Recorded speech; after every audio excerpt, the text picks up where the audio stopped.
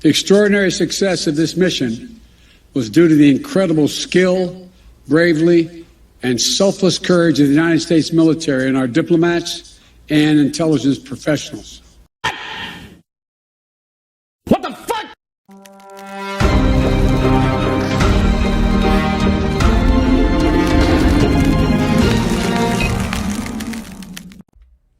Good Wednesday morning. Happy Wednesday, ladies and gentlemen. Jazz Borgonzo here. Another What's Next.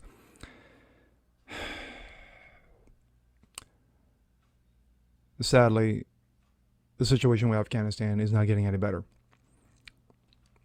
$85 to $90 billion of U.S. equipment left behind. Helicopters, computer equipment, armory. Americans still left behind, so-called interpreters left behind. The old man still hiding in his basement. But up until yesterday, he decided to do an impromptu, yes, President Dementia decided to do an impromptu press conference regarding the current situation in Afghanistan. We're going to take a look. This is the Washington Post so-called highlights. Let's take a look, and then we have accompanying stories that go with it.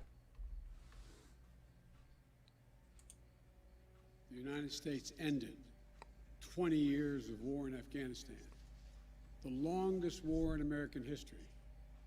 We completed one of the biggest airlifts in history, with more than 120,000 people evacuated to safety. The extraordinary success of this mission was due to the incredible skill, bravery, and selfless courage of the United States military and our diplomats and intelligence professionals. And they did it knowing ISIS-K terrorists, sworn enemies of the Taliban, were lurking in the midst of those crowds. And still, the women and men of the United States military, our diplomatic corps, and intelligence professionals did their job and did it well, risking their lives, not for professional gains, but to serve others, not in a mission of war, but in a mission of mercy.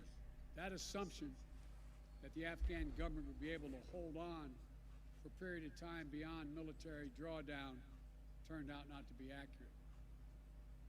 But I still instructed our national security team to prepare for every eventuality, even that one. And that's what we did. So we were ready. We got thousands of Afghan translators and interpreters and others who supported the United States out as well. Now we believe that about 100 to 200 Americans remain in Afghanistan with some intention to leave. Most of those who remain are dual citizens, long-time residents who had early decided to stay because of their family roots in Afghanistan. So we're left with a simple decision. Either follow through on the commitment made by the last administration and leave Afghanistan, or say we... Okay. Normally I would throw my thoughts in there, but, I'm going to hold on to that till the end. All right. We're going to switch. And this is, these accompanying stories are from two different perspectives. Actually, maybe. This comes out of the blaze. Biden's call withdrawal from Afghanistan an extraordinary success. Insist his administration was ready to handle every difficulty. What planet is he on? Actually, he's not on this one. In the face of mounting criticism, President Joe Dementia defended his administration's course of action relating to the bungled U.S. military withdrawal from Afghanistan, going so far as to tout the operation as an, quote-unquote, extraordinary success. If you're the Taliban. What did he say? Quote, we completed one of the biggest airlifts in history with more than 120,000 people evacuated to safety, Biden said Tuesday during a national address following a U.S. official's departure from Afghanistan. No nation has ever done anything like this in all of history. Well, Joe, you're right on this one. No one has. Not since, Saigon. Biden has been roundly condemned for his botched evacuation, which has resulted in the deaths of 13 U.S. service members and the endangerment of tens of thousands of Americans and Afghan friendlies seeking to evacuate the country now under Taliban control. The last U.S. plane exited Afghanistan on Monday, leaving behind hundreds of American citizens and thousands of Afghan nationals who worked with the U.S. during the last 20 years of military operation. Yet in Tuesday's speech, Biden rejected the criticism and rebranded the fiasco as a triumphant success story. As part of the success, he claimed that more than 5,500 Americans were airlifted out of Afghanistan, a figure where the administration now says account for 90% of those stranded in the country. A passing grade, Biden implied. The bottom line, 90% of Americans in Afghanistan who wanted to leave were able to leave. And those remaining Americans, there is no deadline. We remain committed to getting them out if they want to come out. Yeah, because, right now, it's paradise. It's like being in the Caribbean. This comes out of Breitbart. Angry Joe Biden refuses to admit mistakes or accept accountability in a disastrous Afghan exit. A defiant Joe Dementia defended his tumultuous exit from Afghanistan on Tuesday, refusing to admit mistakes or accept blame for the lives lost or Americans left behind, but yet had no problem throwing Trump under the bus once again. Some say that evacuation of Afghanistan could have been started sooner or completed in a more orderly fashion. But I respectfully disagree. Biden began describing the military evacuation as a success. Defying critics of his rushed exit from the country after Taliban seized control of Kabul on August 15th. Let's see.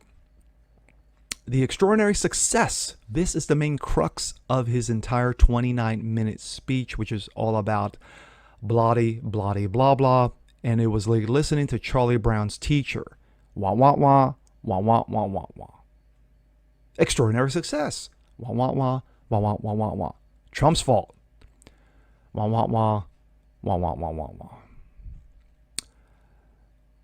An incredibly skill, bravely, and selfless courage, of the United States military and our diplomats and intelligence professionals.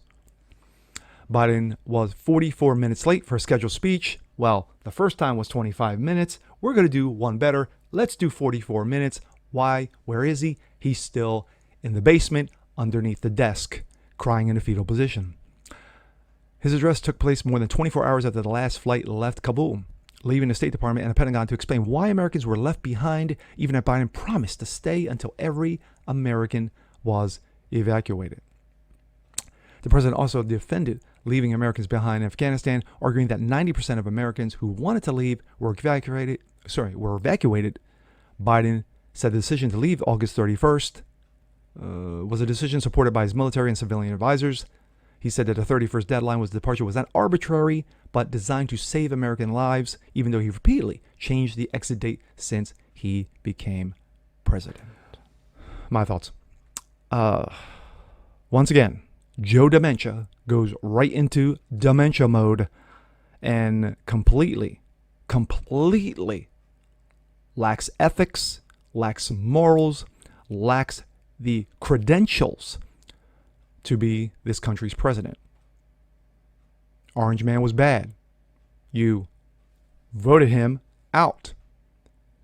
Now you bring in someone who is 10 times worse, incapable of running anything. Guy couldn't run a lemonade stand at this point. He would get laughed at. But when you have a situation in Afghanistan of this magnitude, of this cluster of an issue, and then he doubles down and says, I take responsibility. Well, is it your fault? Well, I take responsibility, but Orange Man bad. Extraordinary success. Orange Man bad.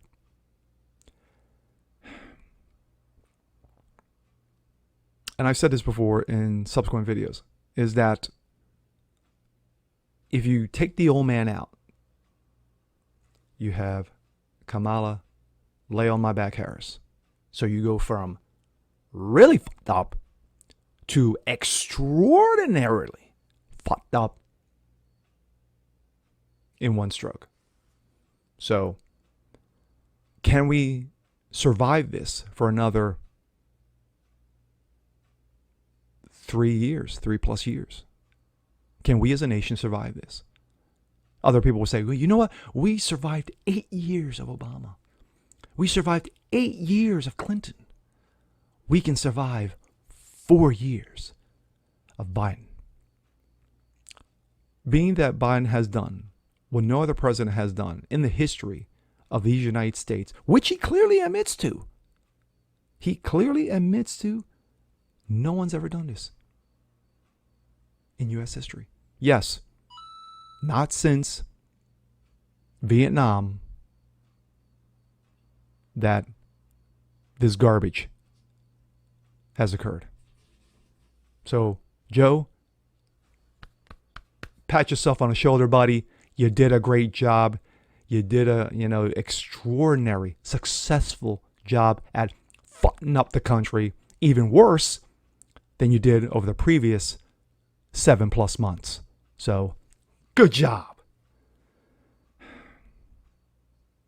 And with that being said, I'm Jazz Berganzo. This is What's Next. Want to see more just like this? Please leave a comment below. Like it, share it, subscribe to it. Hit the notification bell so you never miss a thing. Sadly, this will continue. Yikes. Have a good day, guys. Peace. President Biden is the worst Taliban